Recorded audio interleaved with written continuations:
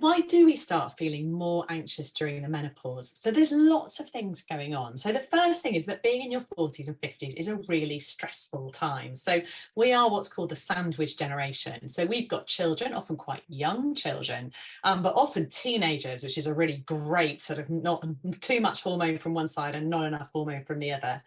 We're also beginning to get to the point where our parents are getting older. And so often the women I see are trying to manage that interface between elderly parents who are becoming more dependent and children who are still dependent. And then you are the one who's disproportionately likely to be carrying life load, the day-to-day life of running a household.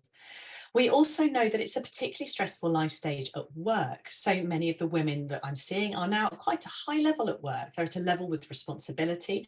They're at a level at which they need to function cognitively. Your brain needs to function normally. So all of these things are causing you anxiety anyway, but at the same time, your body seems to become less able to cope with that anxiety. So what comes up a lot, the word that comes up a lot in my consultations is overwhelm. Is this just feeling of just being overwhelmed? So what people say to me all the time is, I now feel anxious at things I never felt anxious at before. So driving is a particularly one that comes up a lot. So people would say, I drive all the time. I love driving. And now the thought of going somewhere new, of finding a parking space, of parking the car becomes completely overwhelming to me.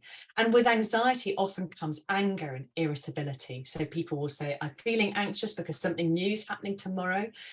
10 years ago, I could have dealt with this with no problem at all. But now I'm feeling so anxious. I'm snapping at my partner. I'm snapping at my kids. I had a meltdown at work. And so all of these things, it's the life stressors combined with the changing hormones and the lack of estrogen that kind of have this perfect storm to enable us to feel much, much more anxious at menopause.